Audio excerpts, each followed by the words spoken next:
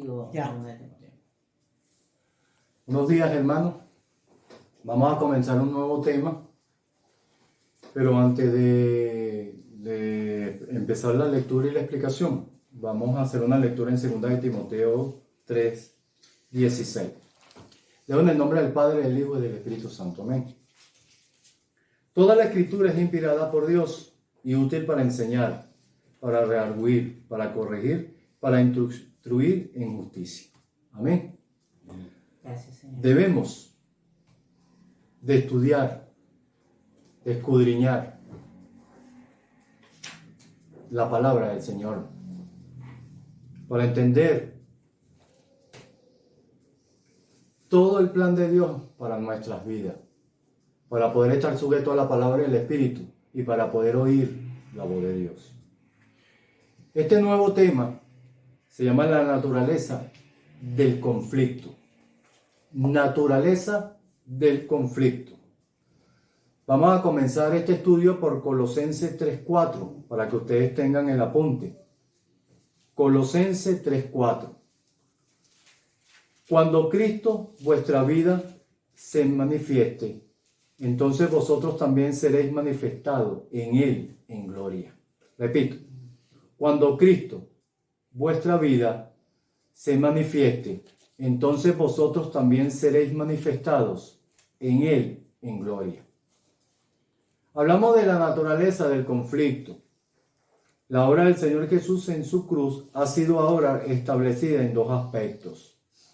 Por un lado, hemos notado que había aquello que fue realmente completo y final en su obra. El Señor destruyó aquel que tenía el poder de la muerte. Eso es una obra terminada. Debemos de estar seguros en eso, hermano. Por otro lado, está aquello que hemos llamado la obra potencial de la cruz. Esto significa que lo que ya es completo y final en el Señor tiene que todavía llegar a ser completo y final en los creyentes, en nosotros. El potencial en cuanto a la iglesia concierne, como resultado de la obra de su cruz. Los que creen han recibido ya vida eterna, mientras que esa vida es victoriosa e incorruptible en sí misma. El creyente tiene que venir por fe a probarla, vivirla, aprender sus leyes y ser conformado a ella. Hay una vida en el creyente que no necesita agregados en cuanto concierne a su calidad. Pero el curso de la experiencia espiritual de la vida espiritual es descubrir, apropiarse y vivir todo lo que esa vida representa y significa, hermano. Es imperativo que reconozcamos esa verdad. Somos inclinados a pensar que la vida del Señor en nosotros necesita agregados, cuando realmente lo que necesitamos es descubrir lo que tenemos y vivir de acuerdo a eso. Esa vida no es algo que sea parte del Señor Jesús y nunca podemos pensar que necesite alguna mejora, ni la posibilidad de agregarle algo. Es Cristo quien es nuestra vida y nuestra necesidad es descubrir lo que Cristo es en nosotros y aprender a vivir de acuerdo a eso. Es un sentido muy real en la vida obteniendo más y más de nosotros, en lugar que nosotros obtengamos más y más de la vida de Cristo. En el orden de Dios, esto tiene que ser hecho en un mundo donde la muerte aún gobierna y actúa. Porque en este mundo la destrucción de la muerte aún no ha sido manifestada. Estamos en un mundo donde la muerte reina y obra como una gran energía para que nosotros y en contra de nosotros, por el orden de Dios, tengamos que probar los valores de la vida que ha sido depositada en nosotros, descubrir sus potencialidades. Significa que nosotros, esa vida, ese poder de resurrección, ese testimonio de Jesús en nosotros tiene grandes potencialidades. Significa que del inicio, del mismo momento que nosotros nos arrepentimos y recibimos al Señor Jesús como nuestro único Dios y Salvador, que vino la sangre y nos limpió y vino a morar el Espíritu, empieza una gran transformación. Empezamos a cambiar. Lo que fuimos desde el inicio a hoy en día, debemos de ver que hemos sido y estamos siendo transformados. Esto es un descubrimiento experimental. Por lo tanto, debe ser resuelto en sí mismo en una batalla entre lo que está en este mundo y la vida que está en el creyente. Es la batalla por la vida. No es un experimento, es una realidad. Estamos en guerra. Estamos en guerra. La iglesia de Cristo. Nosotros como individuos, como hijos de Dios. ¿Estamos en guerra contra quién? Contra la muerte y Satanás. ¿Qué quiere? Contra nuestro Dios también. Quiere destruir esa relación que tenemos con el Señor Jesús. Tenemos una guerra también contra nuestro yo. Y esa es la batalla por la vida. No en cuanto a la pérdida de esa vida. No en cuanto a si la muerte puede quitarnos la vida eterna. Esa no es la cuestión del asunto. Sino que cuando a su expresión triunfante y la manifestación total del poder de esa vida es el asunto. Podemos tener vida eterna y que esa vida nunca sea expresada. Así brille vuestra luz. Lo que es verdadero en el caso del creyente individual puede igualmente ser verdadero en el caso de la iglesia. La iglesia puede estar en posición de la vida aunque no haya testimonio expresada en ella. Como la expresión y manifestación de esa vida está ligado a un asunto no menor que el de la resurrección y señorío de Cristo. El testimonio del hecho de que Jesucristo fue levantado de los muertos y que está a la diestra de la majestad de las alturas, en señorío absoluto. Es una verdad absoluta, hermano. Está ligado con una expresión aquí de esa vida, que es su vida resucitada. Eso no es un asunto pequeño. El último Adán fue hecho un espíritu vivificante. Vivificante es la vida manifestándose, la vida siendo transmitida.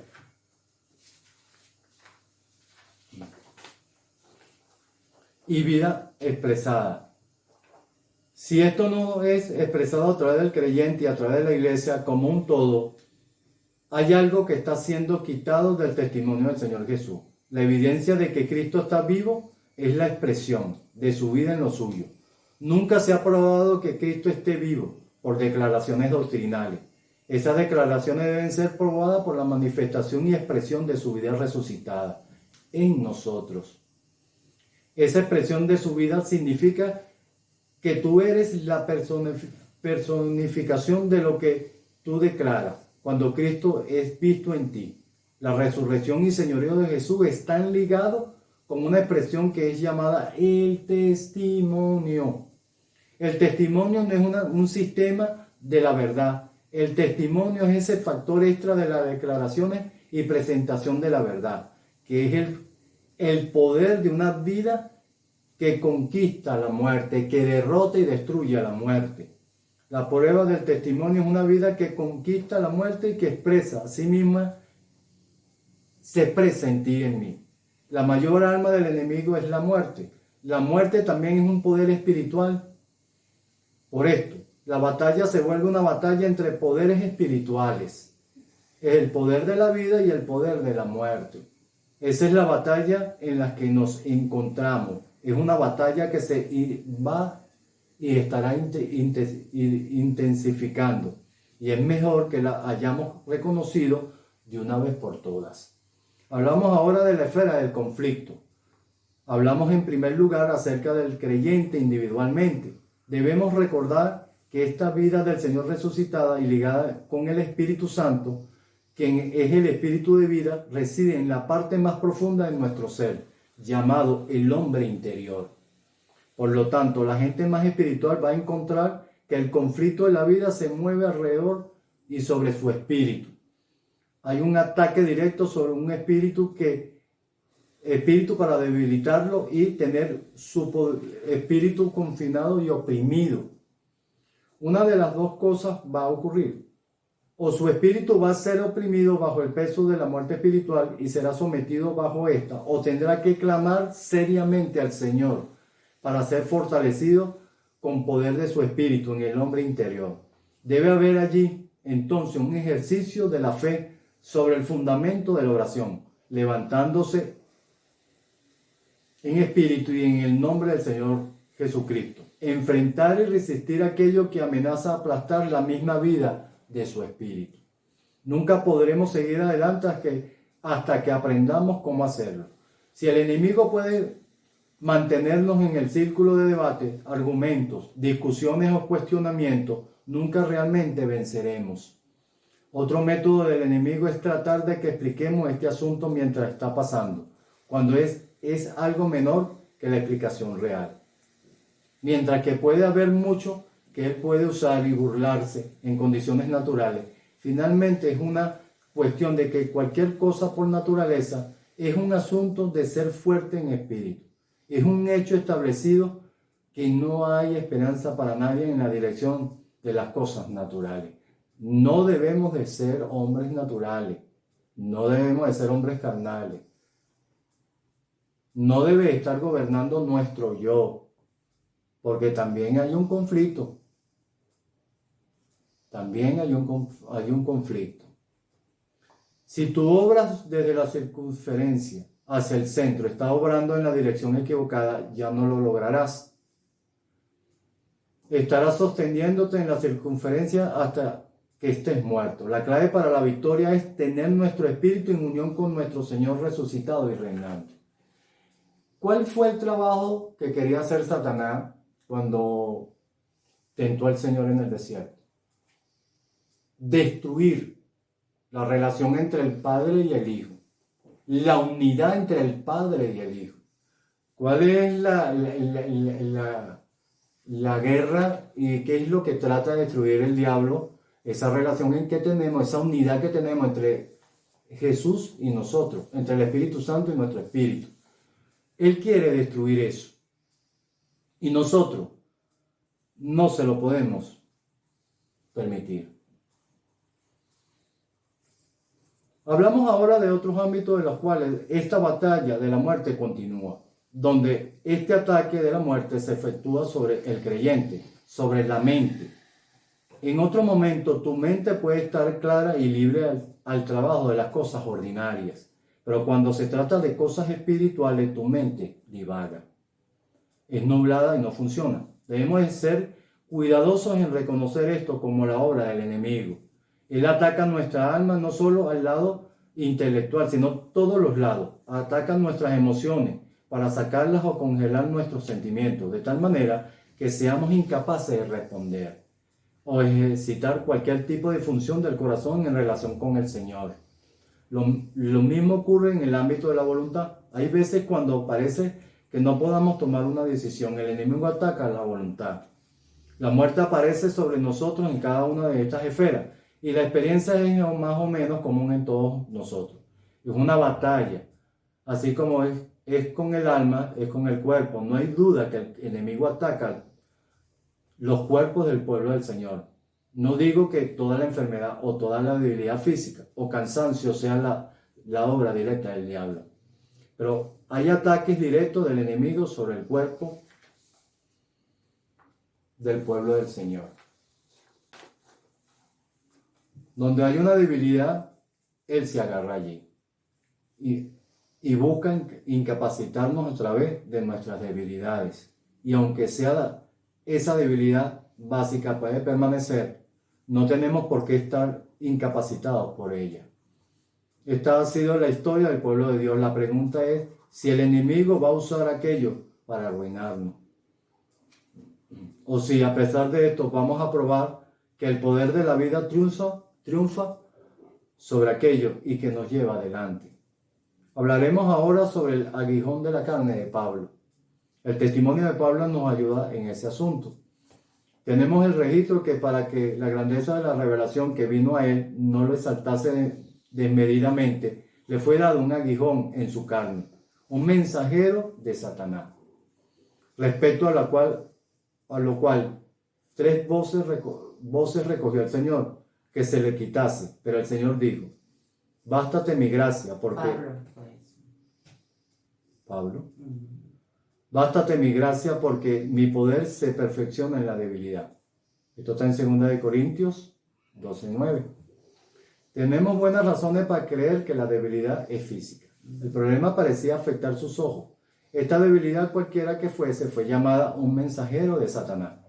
Toda la dirección de ella por el lado del enemigo era una obra de muerte. En relación a ella, Pablo hablaba de la obra de muerte en ese cuerpo mortal. El punto que hago es este. El diablo más claramente tenía que hacer con esta debilidad y el Señor lo permitió, aunque la muerte no obró, sino muy al contrario. El curso de la vida de Pablo es el curso de una vida que triunfa sobre la muerte. Que el poder de la muerte asalte y que el Señor no todo el tiempo impide al diablo que ataque estos cuerpos es manifiesto. Pero eso no significa que el Señor desee que muramos. El caso es muy al contrario. El Señor tiene un propósito saludable en todo. En el caso del apóstol Pablo, esta obra de la muerte fue usada expresamente para mantener al hombre espiritualmente vivo. Porque si no hubiese sido por este mensajero de Satanás, lo hubiese sido destruido. No nos exaltemos desmedidamente. Muéstrame un hombre exaltado desmedidamente y te mostraré un hombre con una vida espiritual pobre. Encuentra un hombre que es humilde en esto y a un hombre triunfante en una manera que no se puede explicar, y habrá que encontrar un hombre que no es un gigante en el espíritu, pero tiene el testimonio, se ve la vida en él. Aférrate a esto, no permita que tus situaciones te hundan. No mires tu situación y digas, debido a este problema, esta debilidad, el propósito de Dios es imposible. Eso es desesperación, no es fe. El testimonio de Pablo era, la vida que ahora vivo en la carne, la vivo en la fe del Hijo de Dios. Amén. Eso está en Gálatas 2:20. Finalmente hablamos que la vida es más profunda que nuestras conciencias. Debemos siempre creer que el hecho que es esta vida divina, con todo su potencial, es más profunda que las circunstancias que nos rodean y nuestro propio físico o vida del alma. A menos que no aceptemos esto, no tenemos base para la victoria. Cuando sentimos que la muerte está obrando con tal fuerza en el ámbito de nuestro cuerpo o alma y todos hablan de muerte, estamos muy frecuentemente en peligro de rendirnos a toda posición. Esta vida que es de Dios es más profunda que nuestro ser mortal. Es posible para los hijos de Dios perder su razón, pero aún así no sufrir un cambio en el hecho tan profundo y real de que Dios está en ellos. Si esto es verdad en lo mental, también lo es en lo físico. La vida del Señor es más profunda que nuestra vida mortal. Es más grande, es más poderosa. Es posible para los hijos de Dios entrar en una experiencia de sentir que están poseídos por el diablo. Pierden todo sentido de toque con el Señor.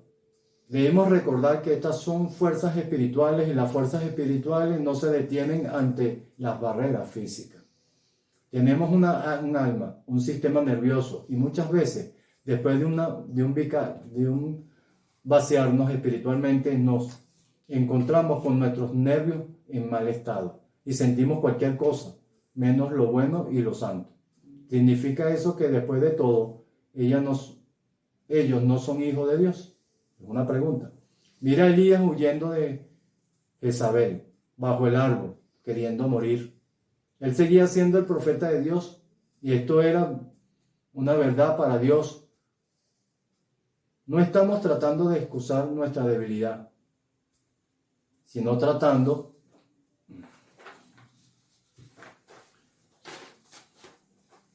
de llegar al corazón de la situación. Es posible que los santos verdaderos pasen por razones, especialmente a un ambiente que parece un infierno desnudo. Y eso dentro de ellos mismos. En ese momento ellos podrán muy bien creer que el diablo y no Dios viviendo dentro de ellos. Eso no significa que el Señor lo haya abandonado y que ellos no son hijos del Señor. Eso indica que el enemigo los ha marcado debido a algo que él está tratando de destruir en sus vidas. No aceptes eso como algo final.